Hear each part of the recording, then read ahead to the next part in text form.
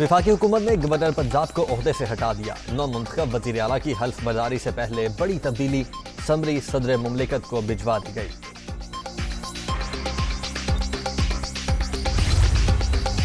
वज़ीर आला पंजाब का इंतखाब लाहौर हाई कोर्ट के हुक्म के मुताबिक नहीं, गैर आईनी काम को आईनी करार नहीं दे सकता।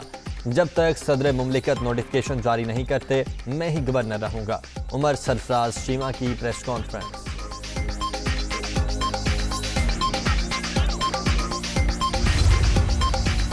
गवर्नर पंजाब को हटाने का इख्तियार सदर मुमलिकत के पास है। ईवान सदर ने फिलहाल कोई भी समरी मौसूल होने की तरदीद की है। उमर सरफराज चीमा ही खिदमात अंजाम देते रहेंगे। फवाद चौधरी का ट्वीट।